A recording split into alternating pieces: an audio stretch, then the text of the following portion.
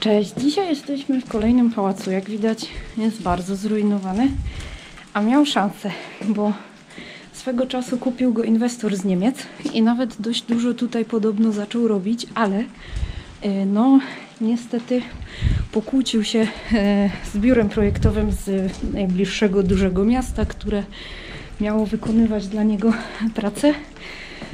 I po prostu za śmieszne pieniądze ten obiekt odsprzedał. I właściwie cały obiekt wygląda dokładnie tak, jak wam pokazuję. Oprócz jednego miejsca. Tego miejsca. Tutaj mamy neobarokową kaplicę z oryginalną polichromią. Tak jakby się ktoś pytał, to jest wszystko oryginalne.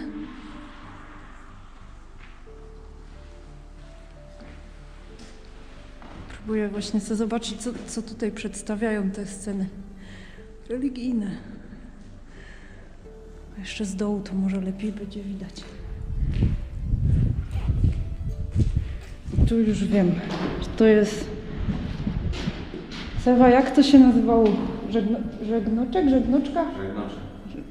Dobra, ja po żadnemu nie wiedziałam jeszcze niedawno, więc wiesz, postęp. Dzisiaj jest fatalna pogoda. Jak ostatnio byłam, było bardziej słonecznie. W każdym razie w pałacu też w czasach PRL-u były mieszkania. Nie wiem w jakiej ilości. Znalazłam jedno, może dwa. To jest właśnie jedno z nich.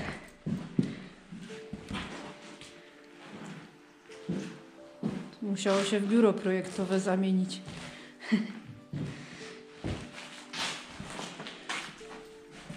Jakieś właśnie stare starocie. No, w każdym razie wracamy do kaplicy. Zaraz.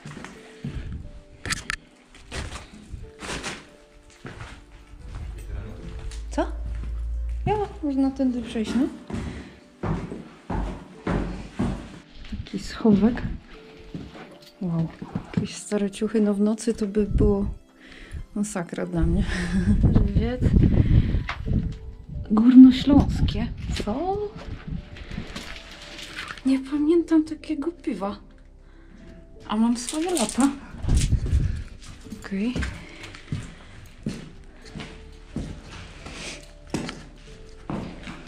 Tak ci powiem, że ostatnio jak właśnie żeśmy byliśmy, wiesz, jak było trochę cieplej, tak śmierdziało jakimś trupem, czy nie wiem czym. Teraz tego na szczęście nie czuć. Fajne mieszkanko w pałacu. Żyjemy, ale... No, więc tak to właśnie od dołu wyszło.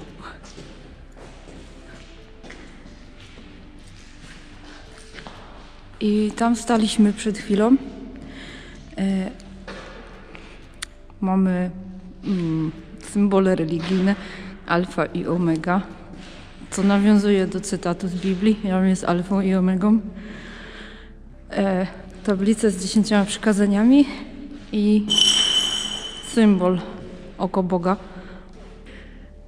Ale co ciekawe, ta kaplica jeszcze do lat 70. była aktywna. Do lat 70. się tutaj odbywały msze chyba normalnie, jak mi się wydaje.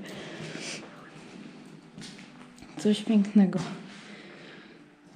Tak, już wiem, do czego to służy.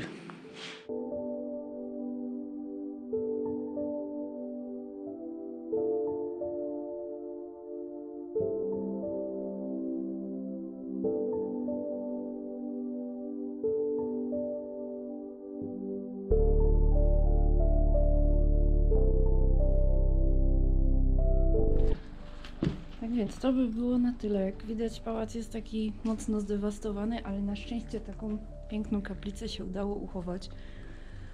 Och, no szkoda tego miejsca. Szkoda, bo miało szansę i ta szansa niestety się poszła gonić. Ale może co się odwlecze, to nie uciecze. Mam taką nadzieję.